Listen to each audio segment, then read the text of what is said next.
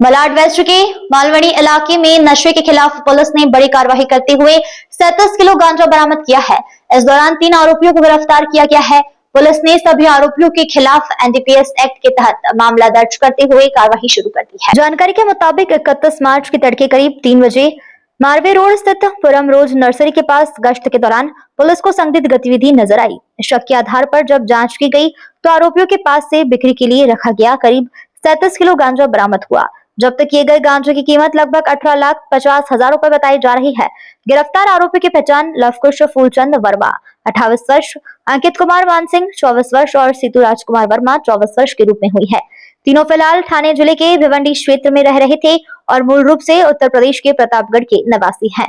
Police के अनुसार नशे का जाल खासतौर पर युवाओं को अपनी गिरफ्त में ले रहा है, जिससे उनका भविष्य और स्वास्थ्य दोनों खतरे में पड़ रहे हैं।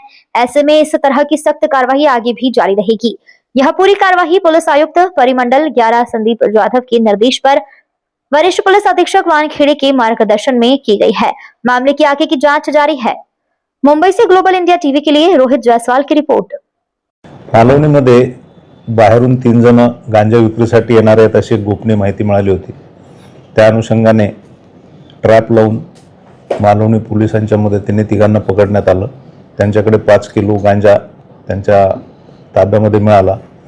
त्यानंतर त्यांच्याकडे माहिती घेतली असता ते ज्या ठिकाणी राहतात त्या ठिकाणी अजूनही गांजा ठेवलेला आहे असं कळल्यावरून त्यांच्या राहण्याच्या ठिकाणी टीम पाठवण्यात आली आणि तिथून पण 32 किलो गांजा पकडण्यात आला। असा 37 किलो गांजा काल मालवणीच्या टीमने पकडला आहे। ते तिघांना अरेस्ट करण्यात आलेलं आहे।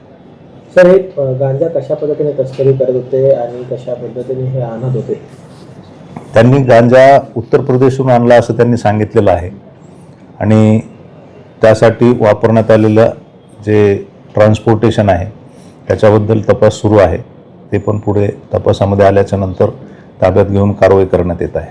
सर, उत्तर प्रदेशमधून त्यांना काय किंमतमध्ये त्यांना ते गांजा मिळायचं आणि ते काय किंमतमध्ये विकायचे त्याबद्दल नाही सांगता येणार तिथे काय किमतीला मिळाला, परंतु ह्या ठिकाणी आणल्याच्या नंतर आता जवळपास 50,000 रुपये किलो प्रमाणे तो गांजा विकला जातो अशी माहिती आहे।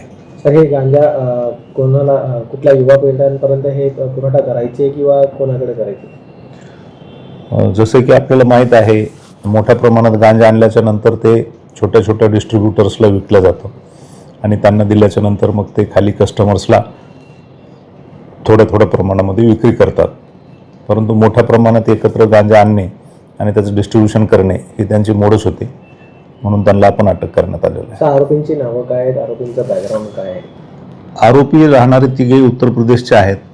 तिघांचे नावं एक लवकुश फुलचंद वर्मा, अंकित कुमार मानसिंग आणि सीतू राजकुमार वर्मा, सर्व 20 ते 25 वर्ष वयोगटातली मुलं आहेत आणि ते मूळचे उत्तर प्रदेश प्रतापगड येथील राहणारे आहेत। त्यांनी तिथून येऊन भिवंडी येथे रूम भाड्याने घेतलेली होती आणि त्या ठिकाणी सध्या राहत होते। सर, यांच्यामध्ये आधी कुठले गुन्हे दाखल आहेत? आतापर्यंत तपासामध्ये त्यांच्या विरुद्ध यापूर्वीचे गुन्हे आढळून आलेले नाहीत, परंतु त्याचा तपास चालू आहे। सर, शेवटचा एक प्रश्न, हा एक कारवाई झाली, याआधी तुम्ही कारवाई लगातार तुम्ही ती कारवाई केली, म्हणजे हा 4 टाइम्स सिक्सर म्हणायचं की का?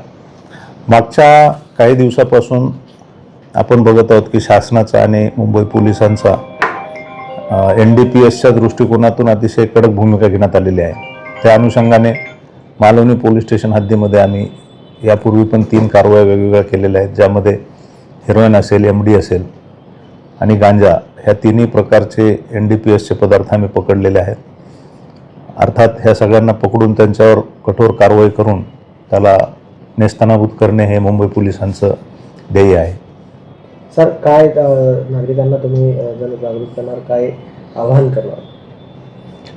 जनतेला आणि विशेष करून युवा वर्गांना हे सांगणं आहे की एनडीपीएस जे आहेत पदार्थ, हे नशेचे पदार्थ हे तब्येतीसाठी अतिशय हानिकारक असतात। त्यामुळे मेंदू आणि शरीर दोन्ही पण कमकुवत होऊन जातं। त्यामुळं ह्या व्यसनापासून दूर राहायला पाहिजे आणि ह्या पैशाचा वापर जे देश विघातक शक्ती असतात त्या वापर करत असतात आणि त्यांना हा पैसा मिळू न देणे, स्वतःचं आरोग्य सांभाळणे यासाठी ह्या नशेपासून दूर राहणं अतिशय योग्य आहे।